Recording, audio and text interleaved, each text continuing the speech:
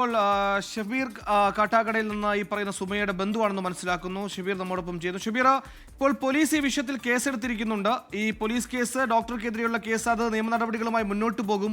സുമയെ സംബന്ധിച്ച് ഇപ്പോൾ ഏറ്റവും അടിയന്തരമായി വേണ്ട കാര്യം എന്താണ്? ഈ ആരോഗ്യവകുപ്പിന്റെ പോലീസിന്റെ അന്വേഷണത്തിൽ നിങ്ങൾക്ക് വിശ്വാസമുണ്ടോ? നിങ്ങൾ അവരെ വിശ്വസിക്കുന്നുണ്ടോ?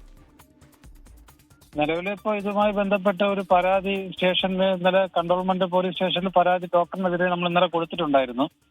അപ്പൊ അതുമായി ബന്ധപ്പെട്ട് ഇന്ന് മൊഴിയെടുത്തു കേസെടുക്കാനുള്ള തീരുമാനത്തിലാണ്. പക്ഷെ ഇതില് നിലവിൽ വലിയൊരു ഗുരുതരമായ ഒരു വീഴ്ചയെന്ന് പറഞ്ഞാൽ 2 വർഷം മുമ്പ് നടന്ന സർജറിക്ക് ശേഷം ഡോക്ടർ ഇത് മറച്ചു വെച്ചു എന്നത് വലിയൊരു ഗുരുതരമായ ഒരു വീഴ്ചയാണ് ഇവിടെ സംഭവിച്ചിട്ടുള്ളത്.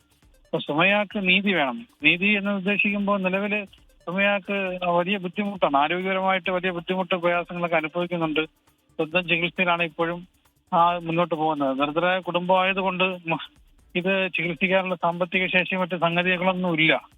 അതിന് അടിയന്തരമായിട്ടുള്ള നഷ്ടപരിഹാരം സമയം കൊടുക്കേണ്ടതുണ്ട്. അതോടൊപ്പം തന്നെ ഡോക്ടറിനെതിരെ കർശനമായ നടപടിയെടുക്കണം. ഇനി ആർക്കും ഈ കേരളത്തിലല്ല, ഇനി ഒരിടത്തും ഇദ്ദേഹത്തിന്റെ ഇത് ഉണ്ടാവാൻ പാടില്ല.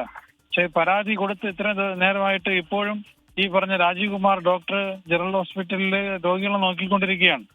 അപ്പോ ഇത് സർക്കാർ കാണുന്നുണ്ടോ എന്നുള്ളത് അത് കർശനമായി എടുക്കേണ്ട ഒരു സംഗതിയാണ്. ആരോഗ്യവകുപ്പൊക്കെ പരാതി കൊടുത്ത് ഇത്രയും സമയമായിട്ട് പോലും സുമയാക്ക് ഇതുമായി ബന്ധപ്പെട്ട് എന്താണ് അന്വേഷണമായ ഭാഗമായിട്ട് സുമയെ വിളിക്കുകയോ നമ്മുടെ കുടുംബപരമായിട്ട് യാതൊരു ബന്ധവും ഈ പറഞ്ഞ ആരോഗ്യവകുപ്പിൽ നിന്ന് ഉണ്ടായിട്ടില്ല എന്നതാണ്. ഇപ്പോൾ ഷബീർ, നിലവിൽ ഇതുമായി ബന്ധപ്പെട്ട് കേസെടുത്തിട്ടുണ്ട്. ഈ കേസെടുത്തിട്ട് സുമയുടെ മൊഴി രേഖപ്പെടുത്തി. പക്ഷേ ഇപ്പോൾ ഈ പോലീസ് അവരുടേതായ രീതിയിൽ വേഗത്തിൽ കാര്യങ്ങൾ മുന്നോട്ട് കൊണ്ടുപോകുന്നില്ല എന്നൊരു ആക്ഷേപം കുടുംബത്തിന് ഈ ഘട്ടത്തിലുണ്ടോ? പോലീസ് പരാതി നമ്മൾ കൊടുത്ത് മൊഴി എടുത്തതേ ഉള്ളൂ. ഇനിയിപ്പോ എഫ്ഐആറുമായിട്ട് ബന്ധപ്പെട്ട് എഫ്ഐആർ കയ്യിൽ കിട്ടിയിട്ടില്ല. ഒരു ഉച്ചയോടുകൂടി വൈകുന്നേരത്തോട് കിട്ടുമെന്ന് പറഞ്ഞിട്ടുണ്ട്. അതിനുശേഷം എന്താണ് പോലീസിന്റെ നിലപാട് നോക്കും. അത് കഴിഞ്ഞിട്ടില്ലെങ്കിൽ അതുമായി ബന്ധപ്പെട്ട് മുന്നോട്ട് പോകും. DGPക്കും അതടക്കം അത് മുകളിലോട്ട് പരാതി കൊടുക്കാനുള്ള തീരുമാനത്തിലാണ്.